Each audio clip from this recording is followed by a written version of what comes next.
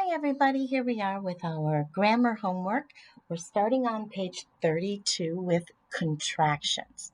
A contraction is a shortened form of a word when it takes the place of some of the letters that have been taken out. So, I was not able to go. We take those two words, put them together, and take a little bit out. I wasn't able to go. The apostrophe looks kind of like a comma, but it's up in the air. The apostrophe takes the place of, in this case, the O from not. We're taking that O out and we're smushing it all in, making it wasn't. So on this page, we are going to underline the contraction and then we're going to break it apart. We're going to decompose that contraction and make it be the two words that it started off. So all we have to look for is that apostrophe. I've never been to the circus. There's the apostrophe. So that's our contraction.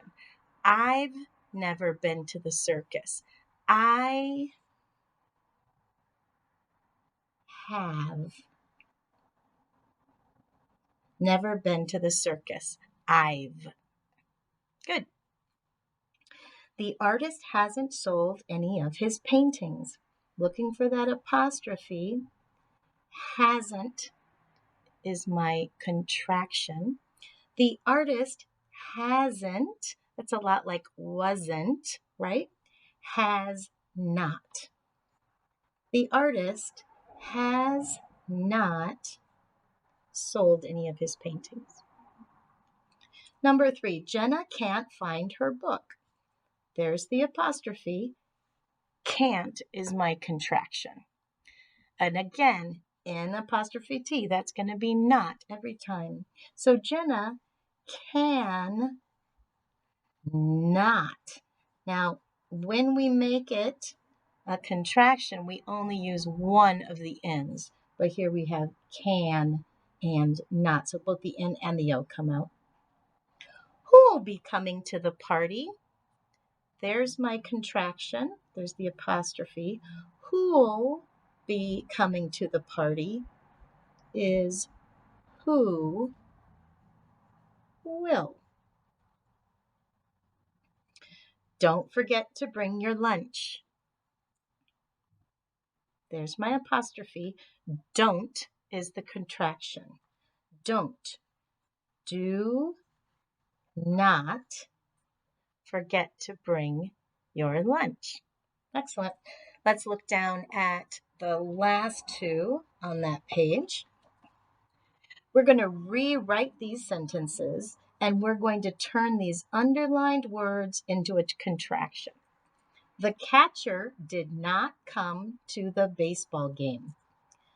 So we are going to rewrite the catcher did not, we're going to turn that into a contraction, didn't, in apostrophe T. So we make it one word, the apostrophe goes where the O was. Did not, didn't, come to the, I'm not going to have enough room, baseball, I'm going to swing back and write it underneath, game. Samantha could not bring her brother to school. Could not is what they have underlined. We're going to turn that into a contraction. So Samantha couldn't bring her brother to school. And again,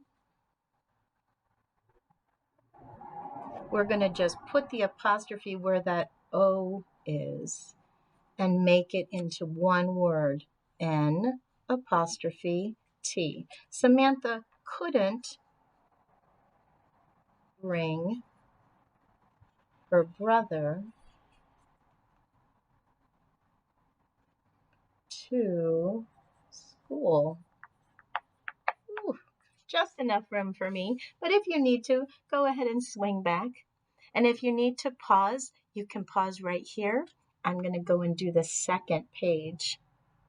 The second page is on commas.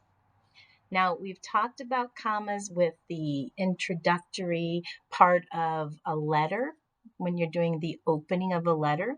Now we're going to do commas that are at the beginning clause or phrase of a sentence. These usually are a clause or phrase is here something that couldn't be a sentence by itself. And a lot of times it's giving you some information about what's left. So we have words like before, when, while, after. These words frequently are part of an introduction to a sentence that isn't just subject verb. Okay? Before Juno became goalie, the team had lost all of its games. The team had lost all of its games. That could be a sentence on its own. They're giving you this little bit of information that just, it's telling when the rest of this sentence happened. So before Juno became goalie, comma, the team had lost all of its games. We're separating out that phrase or clause from the rest of the sentence. And when we read it, we do pause a little. Before Juno became goalie, the team had lost all of its games. Later in the day, we will visit the museum. We just naturally pause before we say the rest of the sentence. We will visit the museum. That's the subject and verb information. But this is just giving you some information about when or why. So putting a comma after the clause or phrase in each of these sentences. When the rain started, we ran off the field. Did you hear it? Even as I read it, I paused a little bit. When the rain started. It's not a sentence by itself. It's just telling us more about we ran off the field. It's telling us when we ran off the field. While we were hiking, I saw 2 chipmunks. While we were hiking is telling when it happened. I saw 2 chipmunks. When? While we were hiking.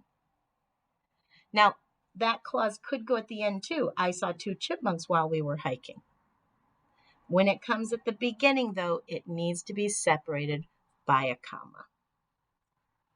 After putting on her helmet, Nina rode off on her bike.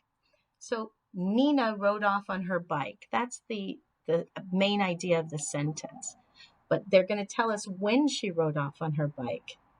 And that was after putting on her helmet. And then finally, to prepare for the picnic, we bought some watermelon. Why did we buy watermelon? To prepare for the picnic.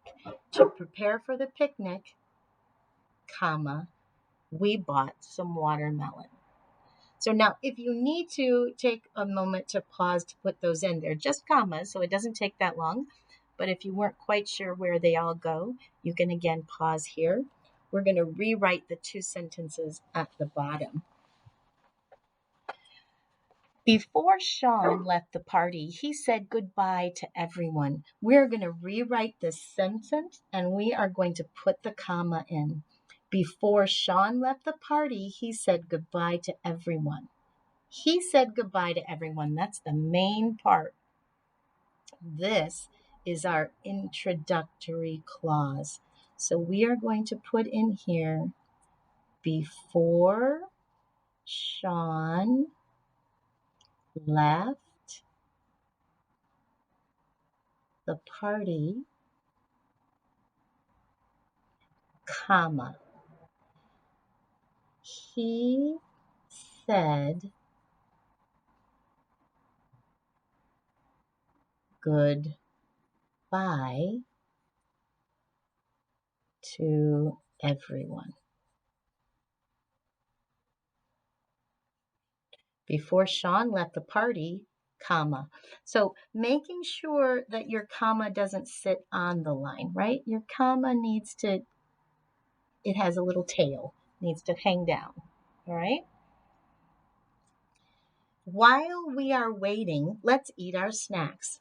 When should we eat those snacks? While we are waiting. So while we are waiting is that introductory clause. And again, we're going to rewrite it.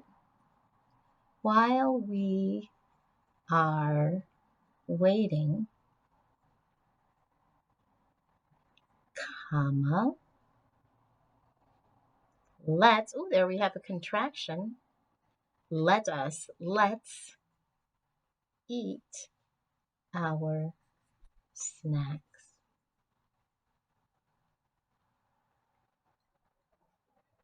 Good job, everybody. That was pretty fast. I'll see you next time. Good work.